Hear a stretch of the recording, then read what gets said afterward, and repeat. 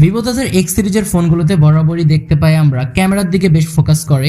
So এবারও তার ব্যতিক্রম হয়নি। ভিভো তাদের X80 ফোনটাতে ক্যামেরার দিকে খুব বড়সড়ভাবে ফোকাস করেছে, যেটা তারা খুব ভালোভাবে হাইলাইট করছে। এই ফোনটা কিন্তু ভিভোর দাবিতে একটি ফ্ল্যাগশিপ সিরিজের ফোন, অ্যান্ড এটা বাংলাদেশে একটি মাত্র ভ্যারিয়েন্টে লঞ্চ হয়েছে, সেটা হচ্ছে 12GB র্যাম 256GB রোম, এবং এটার প্রাইস হচ্ছে ৭৬,৯৯০ টাকা, অলমোস্ট ৭৭,০০০ টাকা।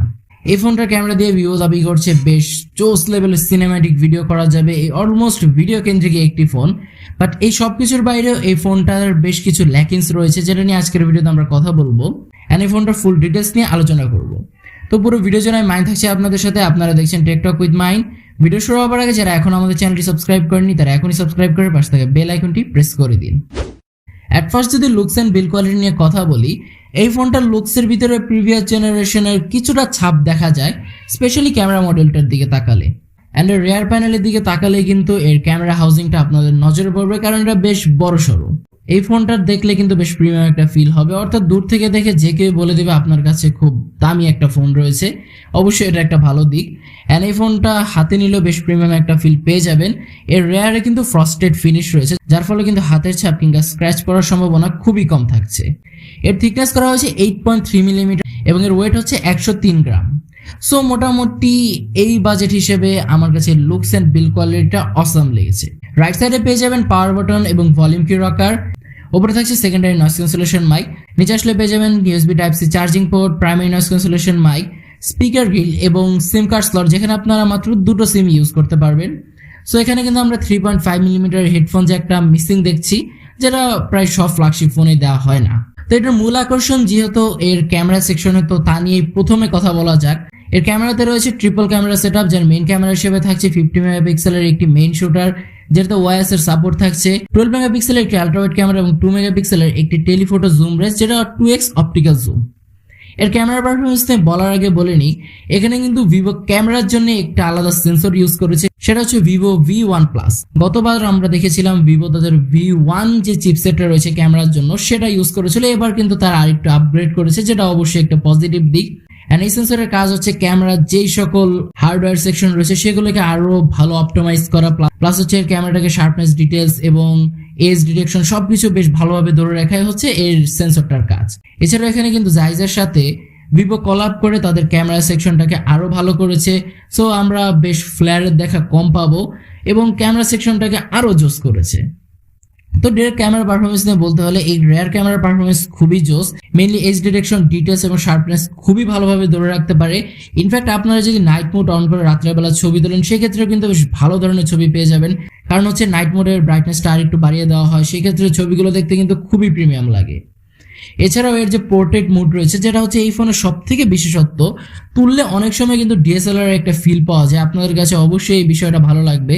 আরেকটি বিষয় বলে রাখি, ভিভো কিন্তু এই ফোনটাকে মেইনলি তাদের ভিডিও রেকর্ড করার, অর্থাৎ সিনেম্যাটিক ভিডিও রেকর্ড করার জন্য তৈরি করেছে, যেটা ভিভো দাবি করছে। সো এই ফোন দিয়ে কিন্তু আপনারা যারা শর্ট ফিল্ম তৈরি করেন, প্লাস হচ্ছে টুকটাক ভিডিও এডিট করেন, ভিডিওগ্রাফি করেন, তাদের জন্য কিন্তু এই ফোনের ক্যামেরাটা বেশ কাজে আসবে। এখানে কিন্তু stabilization, cinematic mode, movie mode, plus হচ্ছে আরো বিভিন্ন ধরনের মোড আপনারা এখানে পেয়ে যাবেন। এবং এখানে কিন্তু বিভিন্ন ধরনের লাইট রয়েছে, যেগুলো আপনাদের কালার গ্রেডিং এর ক্ষেত্রে কাজে লাগতে পারে। সো সবকিছু মিলে ভিডিও রেকর্ডের যে পারফরমেন্স, সেটা কিন্তু একেবারে আপ টু দা মার্ক। এই ফোন দিয়ে আপনারা ভিডিও রেকর্ড করতে পারবেন 4K 60 FPS, যেখানে আপনারা ফুললি স্ট্যাবিলাইজেশন পেয়ে যাবেন, অ্যান্ড 1080p 120 FPS রেকর্ড করতে পারবেন, যেখানে আপনারা স্লো মোশন সহ আরো অন্যান্য ফিচারও পেয়ে যাবেন। অ্যান্ড এই ফোনের একটা বিশেষ ফিচার হচ্ছে এর গিম্বল স্ট্যাবিলাইজেশন, অর্থাৎ আপনারা যদি কোনো একটা অবজেক্টকে ফোকাস করে একটু রোটেট করেন সেক্ষেত্রে কিন্তু কোনো প্রকার শেকি ভাব লক্ষ্য করবেন না। সো এটা কিন্তু অবশ্যই যারা ভিডিও শুট করেন তাদের জন্য একটা পজিটিভ দিক। ফ্রন্ট প্যানেলে পেয়ে যাবেন আপনারা 32 মেগাপিক্সেলের একটি সেলফি ক্যামেরা, যেটাতে আপনারা শুধুমাত্র 1080p তে ভিডিও রেকর্ড করতে পারবেন। এটা আমার কাছে কিছুটা খারাপ লেগেছে, কারণ হচ্ছে এটা যেহেতু ভিডিও রেকর্ড করার জন্য একটা ফোন, প্লাস হচ্ছে ব্লগারদের জন্য কিন্তু এই ফোনের ফ্রন্ট ক্যামেরাটা অনেক সময় কাজে লাগবে। সো এখানে অবশ্যই 4K অপশনটা রাখা উচিত ছিল। বাট এর ফ্রন্ট ক্যামেরার পারফরমেন্সটা খুবই ভালো, যদিও আরেকটু ভালো চাইলে তারা করতে পারে, কারণ হচ্ছে এর ব্যাক ক্যামেরা যতটা ভালো, ফ্রন্ট ক্যামেরা সেই তুলনায় ততটা ভালো এখানে দেওয়া হয়নি। এখানে রয়েছে ডুয়াল স্টেরিও স্পিকার, যেটা সাউন্ড কোয়ালিটি একেবারে ম্যাসিভ লেভেলের। সো এবার যদি ডিসপ্লে নিয়ে কথা বলি, এই ফোনে থাকছে 6.78 ইঞ্চের ফুল HD+ রেজলিউশনের একটি অ্যামোলেড প্যানেল ডিসপ্লে, যেটাতে 120 Hz এর রিফ্রেশ রেট থাকছে, HDR এর সাপোর্ট থাকছে, এবং এই ফোনটার পিক ব্রাইটনেস হচ্ছে 1500 নিটস এবং এর পিপিআই ডেনসিটি হচ্ছে 388। এর পিক ব্রাইটনেস 1500 নিটস হওয়াতে কিন্তু এর আউটডোরে বেশ ভালো পারফরমেন্স পাবেন, অর্থাৎ ডিরেক্ট সানলাইটেও কিন্তু ডিসপ্লে থেকে কোনো প্রকার প্রবলেম ফেস করতে হবে না, এবং ডে লাইটেও বেশ ভালো পারফরমেন্সই করে ডিসপ্লে পারফরমেন্স নিয়ে বলতে গেলে কালারের কোনো প্রকার ঘাটতি একেবারে লক্ষ্য করবেন না। যে কোনো প্রকার কন্টেন্ট প্লে করলে তো অবশ্যই প্রিমিয়ামনেসটা ফিল করবেনই, এবং এই ফোনে কিন্তু একটা মোড রয়েছে যার মাধ্যমে কিন্তু আপনারা 120 হার্জ না করে 60 হার্জ কিংবা 90 হার্জেও এই ফোনটা রাখতে পারবেন, যার ফলে কিন্তু অনেকটা চার্জ সেভিং হয়। সো ওভারঅল দিক থেকে বিবেচনা করতে গেলে আমার ডিসপ্লে সেকশনটা খুবই ভালো লেগেছে। পারফরমেন্স নিয়ে কথা বলতে গেলে আউট অফ দ্য বক্স পেয়ে যাবেন অ্যান্ড্রয়েড 12, যার ব্যাকএন্ডে থাকছে ফান্টাস ওএস 12। এর চিপসেট হিসেবে ইউজ করা হয়েছে মিডিয়াটেক ডায়মেন্সিটি 9000 SoC, যা একটি 4 ন্যানোমিটার বেসড অক্টা-কোর প্রসেসর এবং এর ক্লক স্পিড হচ্ছে 3.05 GHz। জিপিইউ হিসেবে এখানে রয়েছে মালি G710 MC10।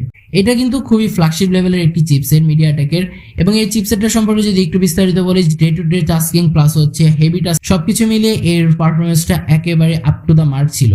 এই ফোন দিয়ে আপনারা বেশ হাই লেভেলের গেম প্লে করতে পারবেন, তা কোনো প্রকার ল্যাকেন্সি কিংবা ফ্রেম ড্রপ লক্ষ্য করবেন না। PUBG, free fire, call of duty, gentian impact এছাড়াও অন্যান্য যে কোনো হাই লেভেলের গেম আপনারা এই ফোনে ফুল এফপিএসে ফুল রেজলিউশনে খেলতে পারবেন, যেখানে কোনো প্রকার ল্যাকেন্সি কিংবা ফ্রেম ড্রপ লক্ষ্য করবেন না। বাট এখানে পাবজি কিংবা কল অফ ডিউটি এই টাইপের গেমগুলো যদি আপনারা একটু বেশি সময় রান করেন, অর্থাৎ বেশ হেভি টাস্কিং এর সময়, সেই ক্ষেত্রে কিছুটা হিট আপ জেনারেট হয়, যেটা আসলে একটু খারাপ দিক। বাট এটা তেমন কোনো মেজর ইস্যু না, কারণ ফোনটা যদি আপনি কিছুক্ষণের জন্য রেখে দেন সেক্ষেত্রে আবার আগের মতো হয়ে যায়। এন্ড এই ফোনটা কিন্তু খুব রকম হিট হবে না, যার মেইন রিজন হচ্ছে এখানে একটা বড়সড় কুলিং সিস্টেম ইউজ করা হয়েছে, যার ফলে কিন্তু ফোনটা হিট হওয়ার সম্ভাবনা খুবই কম থাকছে। এই ফোনে আপনারা পেয়ে যাচ্ছেন ইন ডিসপ্লে ফিঙ্গারপ্রিন্ট সেন্সর, যেটা খুবই ফাস্ট এবং অ্যাকুরেট, প্রতিবারই বেশ অ্যাকুরেটলি কাজ করবে। এবার যদি আমরা ব্যাটারি নিয়ে কথা বলি, এখানে থাকছে 4500 mAh ব্যাটারি ব্যাকআপ, যেটাকে চার্জ দেওয়ার জন্য বক্সে প্রোভাইড করা হয়েছে 80 ওয়াটের ফাস্ট চার্জার। এন্ড আপনারা কিন্তু এই ফোনটা 30 মিনিটের মধ্যে ফুললি চার্জ করতে পারবেন 0 to 100%। অ্যান্ড এই ফোনটার ব্যাটারি ব্যাকআপ নিয়ে যদি বলতে হয়, একটানা 5 ঘন্টা আপনারা অনায়াসে ইউজ করতে পারবেন, অর্থাৎ স্ক্রিন অন টাইম পেয়ে যাবেন। অ্যান্ড এই ফোনটার যারা রেগুলার ইউজার রয়েছেন তারা একদিনের মতো ব্যাকআপ অনায়াসে পেয়ে যাবেন।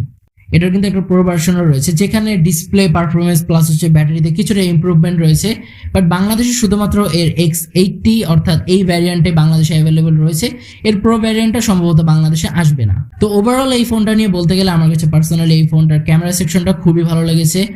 সো ফার্স্টে যে বিষয়টা আমার কাছে ল্যাকেন্সি মনে হয়েছে সেটা হচ্ছে এর ডিসপ্লে সেকশন, কারণ এর ডিসপ্লেতে কোনো প্রকার প্রোটেকশন নেই। এত দামি একটা ফোন হওয়ার সত্ত্বেও এর ডিসপ্লেতে কোনো প্রকার প্রোটেকশন না দেওয়াটা আসলে একটা বোকামি। সেকেন্ডলি এটাতে কোনো 3.5 মিলিমিটার হেডফোন জ্যাক নেই, এবং বাকি সব কিছুই আমার কাছে মোটামুটি খুবই ভালো লেগেছে। অ্যান্ড মেইনলি আমি বলবো যারা ক্যামেরা কেন্দ্রিক একটা ফোন খুঁজছিলেন এরকম একটা বাজেটে, তাদের জন্য কিন্তু এই ফোনটার বিকল্প কোনো ফোন নেই। অ্যান্ড আমি চ্যালেঞ্জ করে বলতে পারি বর্তমানে অফিসিয়াল যে সকল ফোন রয়েছে এরকম বাজেটে, অর্থাৎ 75,000 টাকা বাজেটে কিংবা তার প্লাস যে সকল ফোন রয়েছে, তার মধ্যে হয়তো এই ফোনের ধারের কাছে কোনো ফোন নেই যতটুকু আমার ধারণা।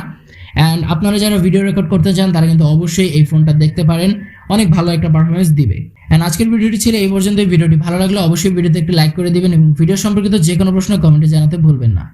দেখা হবে পরবর্তী কোনো ভিডিওতে, সে পর্যন্ত সবাই ভালো থাকবেন, সুস্থ থাকবেন। আল্লাহ হাফেজ।